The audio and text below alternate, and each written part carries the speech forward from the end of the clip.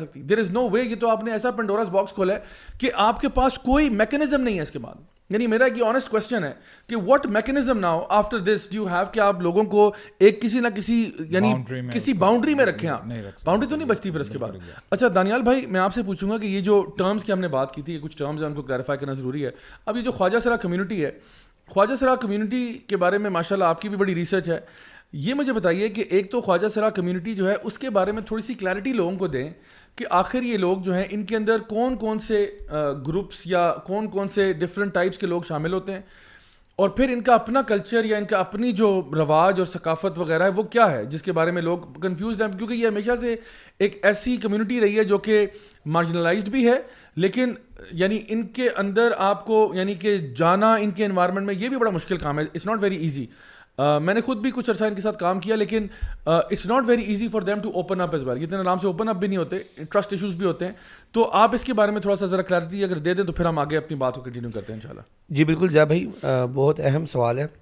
اصل میں ایگزسٹ تو یہ ہمارے معاشرے کے اندر کرتے ہیں, لیکن سب نے یہ فیل کیا ہوگا کہ جب ہمارے ان کے ساتھ انٹریکشن ہوتا ہے تو وہ بیسیکلی جو ان کا انداز ہوتا ہے ہمارے ساتھ عام لوگوں کے ساتھ انٹریکٹ کرنے کا وہ تھوڑا سا فیک آپ کو محسوس ہوتا ہوگا. جس طرح سے فلمی انداز میں وہ محلوں کے اندر بازاروں کے اندر لوگوں سے انٹریکٹ کرتے ہیں, تو یہ ہمیشہ لوگوں کو کریوسٹی بھی رہتی ہے کہ یہ اصل میں کیا ہے وغیرہ وغیرہ. میں اگر اپنی ریسرچ کے حوالے سے بات کروں تو جب مجھے ریسرچ کا دوران ریسرچ مجھے موقع ملا بہت سارے خواجہ سراؤں سے ملنے کا, اور ان کے جب میں نے انٹرویوز وغیرہ کیے تو کچھ جو ان کے کلچر کی چیزیں نظر آئیں تو میں تو حیران رہ گیا.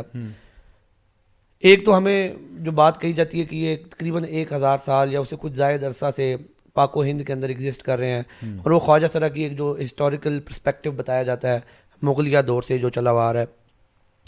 ان کا اپنا بڑا ڈسٹنکٹ کلچر ہے, اور جس کے اندر بہت سارے خواجہ سرا یہ بھی کلیم کرتے ہیں کہ ہماری اپنی ٹرمینالوجیز ہیں, ہماری اپنی لینگویجز ہیں, اور ہیں بھی, اس میں کوئی شک نہیں ہے, ان کی اپنی ہے. اور یہ پھر ان میں سے بہت سارے ایسے ہیں جو اپنے آپ کو صوفیزم کے ساتھ ایسوسیٹ کرتے ہیں. لیکن ٹو بی ویری آنیسٹ میں یہاں پر چاہتا ہوں کہ آپ کی آڈینس کے لیے کچھ چیزیں بالکل کلیئر کر دی جائیں.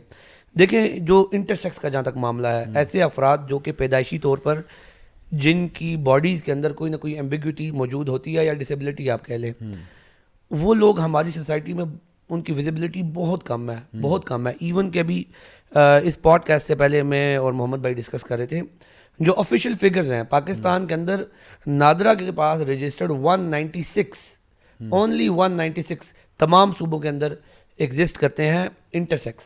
ٹھیک ہے.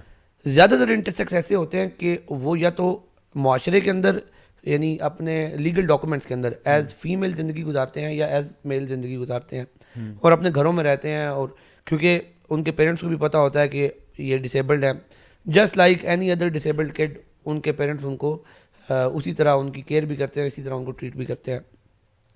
بہت ریئر اوکیزن میں شاید کوئی ایسا ہوتا ہو جو اس کلچر میں آ جاتا ہو. اب آ جاتے ہیں اس کلچر میں. اچھا ایک تھوڑی یہاں کلچر سے پہلے میں تھوڑا سا بس اسی پوائنٹ کو ایڈ کر کے پھر آپ کو اس پہ ہم آتے ہیں.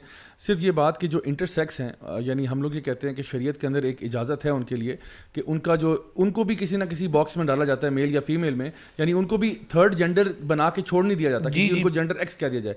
یعنی ان کے لیے بھی جو ہے وہ یہ دیکھا جاتا ہے کہ سب سے پہلے تو یعنی ان کا جو ایکٹیو یورینیشن کا جو پروسیس ہے وہ کیا ہے, یعنی اگر وہ ایمبیگوس یا اگر آپ کہہ لیں کہ ڈول جینیٹیلیا کے ساتھ بھی پیدا ہو رہے ہیں تو یورینیٹ کہاں سے کر رہے ہیں, سب سے پہلی بات, ٹو بی ویری کروڈ.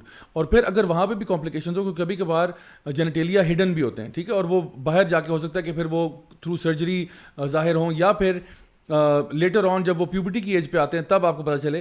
تو لیکن معاملہ جو ہے نا وہ پیوبرٹی تک حل ہو جاتا ہے, اور پھر آپ ان کو بیسڈ اپون جو ہے نا کروموزومز اینڈ جو ان کے جینیٹیلیا ہے اور کہیں نہ کہیں کسی کیٹیگری میں ڈال دیتے ہیں, اور پھر اس طرح پھر وہ ایک نارمل زندگی گزار سکتے ہیں. یعنی ایسا نہیں ہوتا کہ انٹرسیکس کو بھی ہم کسی تھرڈ جینڈر میں ایکس کہہ کے تو سائڈ پہ کر دیں, کیونکہ ہماری پوری جو شریعت ہے اس کے جتنے بھی احکامات ہیں وہ میل اور فیمیل سے ریلیٹڈ ہیں.